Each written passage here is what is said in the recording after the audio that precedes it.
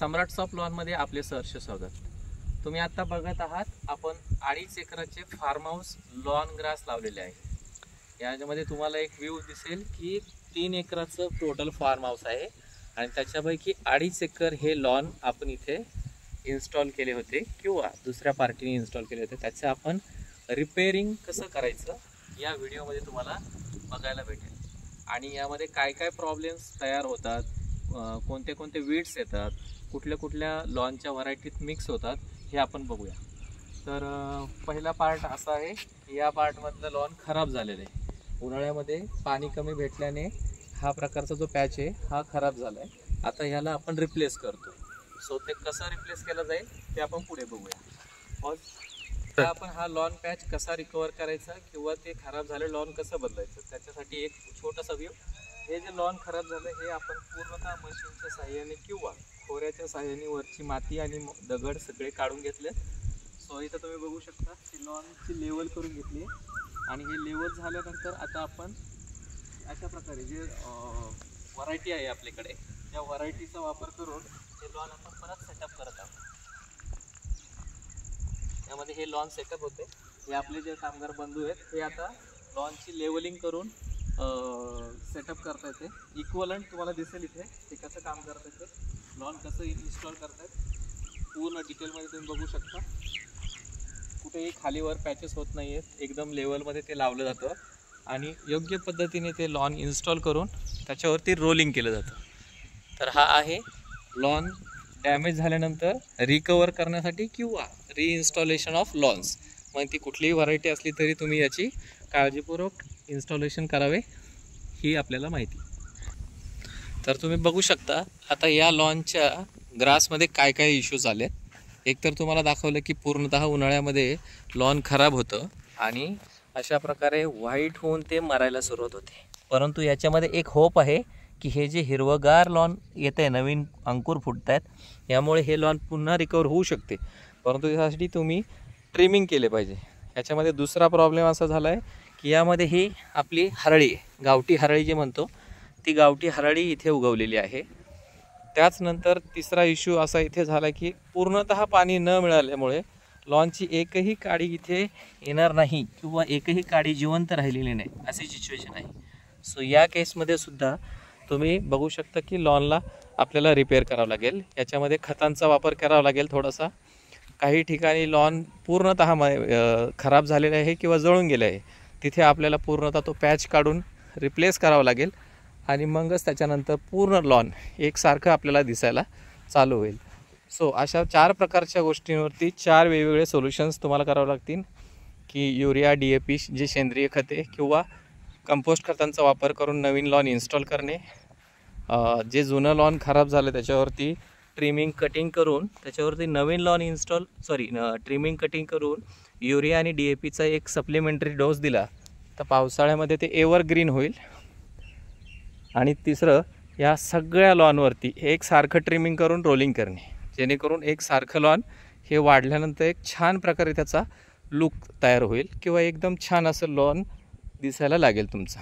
आता ही समोर जी तुम्ही व्हरायटी बघताय ती आहे कोरियन कार्पेट लॉन व्हरायटी, ज्यामध्ये खूप छान असा लुक येतो. तो जो तुम्हाला बघायचा असेल तर हा त्याचा परफेक्ट व्ह्यू आहे की कोरियन कार्पेट हा कसा दिसतो. हा ॲक्च्युअली कोरियन कार्पेटचा लुक आहे, ज्याच्यामध्ये तुम्हाला एव्हरग्रीन असं त्याची व्हरायटी बघायला भेटेल. काही काही ठिकाणी डॅमेज झाले, काही ठिकाणी कमी जादा हाईट वाढली आहे. सो त्यामुळे ह्याच इश्यूज क्रिएट झाले.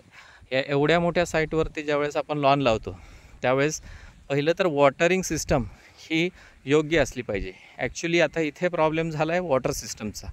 पाण्याची कमतरता नाही, परंतु वॉटर सिस्टम ही जी बसवली आहे पॉपअप स्प्रिंकलर्स, या पॉपअप स्प्रिंकलरचा इश्यू असा झाला आहे ज्या एरियापर्यंत पाणी खूप छान जातं आहे तो एकदम मस्त एव्हरग्रीन आहे आणि ज्या एरियामध्ये पाणी पोचत नाही त्या ठिकाणी तो खराब होत गेला आहे. म्हणजे उन्हाळ्यामध्ये हा जो इश्यू आहे तो हँडल करण्यासाठी तुम्हाला वॉटर इरिगेशन किंवा पाणी सप्लाय जो आहे ते उत्तम कसा करता येईल याची काळजी प्रथमतः लॉनमध्ये घेतली पाहिजे. अन्यथा लॉन इन्स्टॉल केल्यानंतर दरवर्षी अशाच समस्यांना आपल्याला तोंड द्यावं लागेल, कारण यामध्ये कुठल्याही प्रकारचं दुसरं सोल्युशन नाही आहे. आता यामध्ये बघू शकता तुम्ही, यामध्ये एकही काडी अशी नाही आहे की जी जगू शकेल किंवा ती रिकवर होऊ शकेल. म्हणजे हा पूर्णतः डेड लॉन झाला आहे किंवा डेड ग्रास म्हणता येईल, की ज्यामध्ये जीव थोडासाही उरलेला नाही आहे. सो हे एवढं मोठं फार्म हाऊस तुम्ही ज्यावेळेस बघताय त्यामध्ये एक चुकी तुम्हाला प्रकर्षाने आढळेल, ती म्हणजे वॉटर सिस्टम किंवा पाणी देण्याची जी पद्धत आहे ती पद्धत थोडीशी चुकली. यामध्ये यांनी खूप छान पद्धतीने उत्तम प्रकारे प्रयत्न केला होता, परंतु पाणी सप्लाय काही काही एरियामध्ये होत नाही आणि ते न झाल्यामुळे या अशा प्रकारच्या समस्या. आता इथे खूप वेगवेगळे कलर्स तुम्हाला बघायला भेटतील लॉनचे. कुठे डार्क आहे, कुठे एकदम व्हाईट आहे, कुठे एकदम डार्क ग्रीन आहे. झाडाखाली ever time any time green बघायला भेटतं, कारण त्याच्यामध्ये उन्हाचा प्रकर्षाने प्रभाव त्याच्यावरती होत नाही.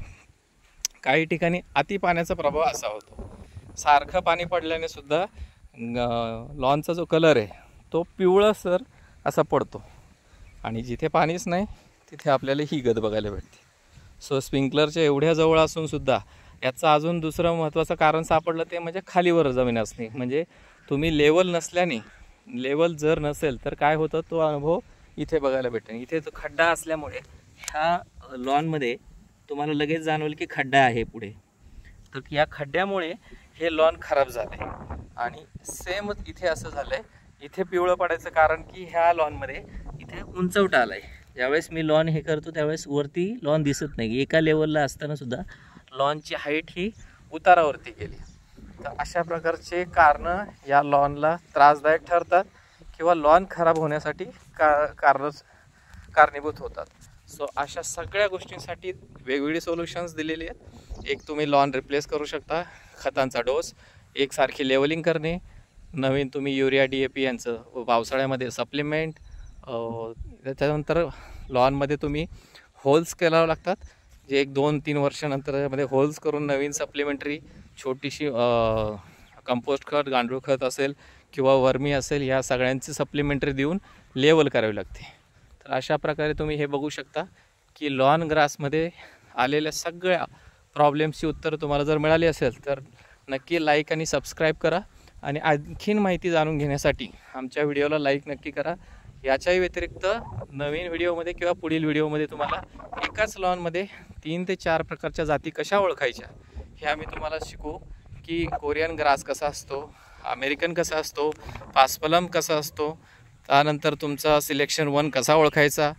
या सगळ्या जाती ज्या आहेत तुम्हाला एकाच ठिकाणी 4 जातींचं आम्ही दर्शन घडवू, ज्यामध्ये तुम्हाला कळेल. आणि इवन आपली गावठी हरळी कशी ओळखायची, या डिटेल माहितीसाठी जर तुम्ही हा व्हिडिओ पूर्ण पाहिला तर तुम्हाला नक्की कळेल की लॉन लावणे हा फक्त शॉकिंग किंवा शौकचा विषय नसून किंवा हौसेचा विषय नसून त्याला सांभाळणंही तेवढंच जिकिरीचे आहे किंवा तेवढंच काळजीपूर्वक सांभाळावी लागते, की जेणेकरून तुमच्या लॉनमध्ये खूप छान प्रकारे व्ह्यू तुम्हाला मिळेल. आपण हा व्हिडिओ पूर्ण बघितल्याबद्दल धन्यवाद. पुढील व्हिडिओमध्ये भेटूया, ज्यामध्ये तुम्हाला लॉनच्या जाती कशा ओळखायच्या एकदम जवळून पाहायला भेटेल. त्यांचा कलर्स, त्यांचे गुणधर्म, हे सगळं आम्ही त्याच्यामध्ये एक प्रकारानुसार तुम्हाला एक्सप्लेन करू. धन्यवाद.